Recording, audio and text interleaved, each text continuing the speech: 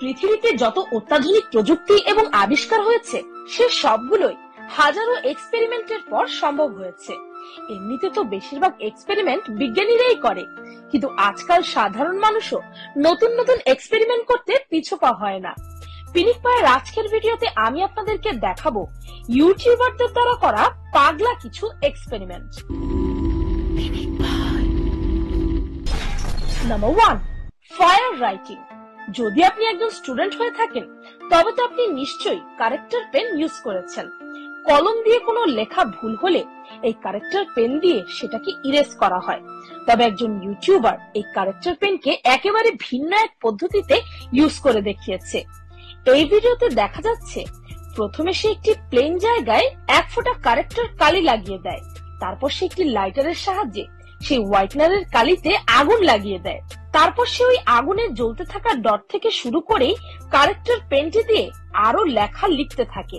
আর মজার ব্যাপার হচ্ছে যে সেই আগুনও তার প্রতিটা লেখার মধ্যে ছড়িয়ে পড়ছিল। আপনি নিশ্চয়ই ভাবছেন যে সেই হোয়াইটনারের কালিতে পেট্রোল বা অন্য কোনো দাহ্য পদার্থ মিশিয়ে নিয়েছে, কিন্তু আসলে এমন কিছুই করেনি সে।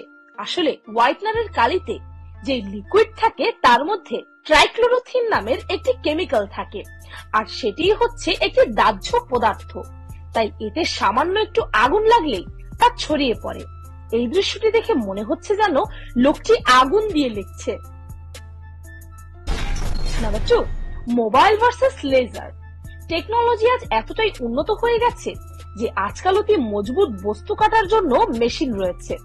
লেজার টেকনোলজির মাধ্যমে তো যে কোনো ধাতুর উপর লেজার প্রিন্টিং করা সম্ভব, আর ছোট ছোট বস্তুকে কাটাও সম্ভব। কিন্তু আপনি কি কখনো ভেবে দেখেছেন যে লেজার লাইট দিয়ে মোবাইল ফোন কাটা সম্ভব কিনা? এই ইউটিউবার এমনই একটি এক্সপেরিমেন্ট করেছিল। প্রথমে সে নিজের মোবাইল ফোনটিকে একটি স্ট্যান্ডে লাগিয়ে নেয়, তারপর সে একটি লেজার গানের মাধ্যমে মোবাইলে লেজার লাইট দেওয়া শুরু করলো।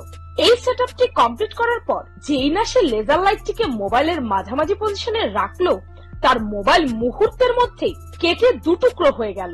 লেজার লাইট দিয়ে প্রিন্টিং করা যায় তা তো জানা ছিল, তবে লেজার লাইট দিয়ে যে এইভাবে একটি মোবাইল 2 টুকরো হয়ে যেতে পারে তা সত্যি শকিং ছিল।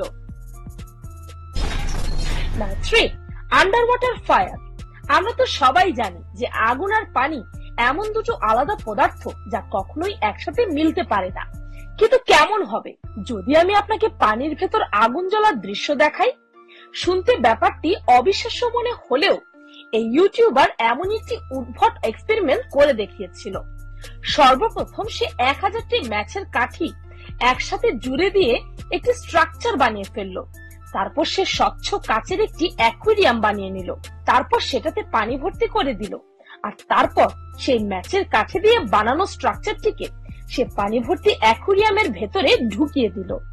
এরপর যখনই সে প্রথম ম্যাচটিতে আগুন লাগালো তখন সেটি নিভে না গিয়ে দাউ দাউ করে জ্বলে উঠলো, আর আস্তে আস্তে পানির ভেতরে থাকা সব ম্যাচটিকেও আগুন লাগতে শুরু করলো।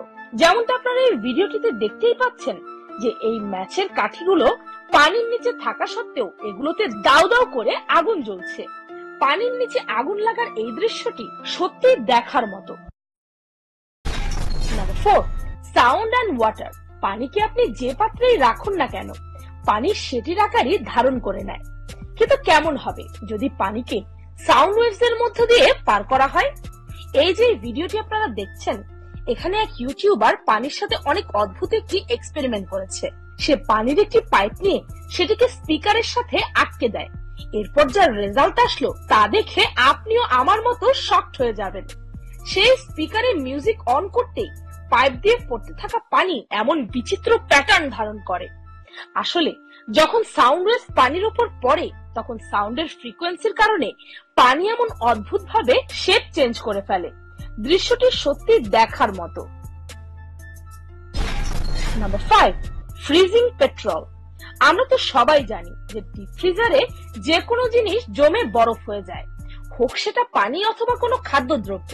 কিন্তু আপনি কি জানেন যদি একটি গ্লাসে পেট্রোল ভর্তি করে সেটিকে ডিপ ফ্রিজে রাখা হয় তখন কি হবে? এই ভিডিওটিতে একজন ইউটিউবার পেট্রোলকে ফ্রিজ করার এক্সপেরিমেন্ট করেছিল। সেটি গ্লাসে পেট্রোল ঢেলে সেটিকে ডিপ ফ্রিজারে রেখে দেয়।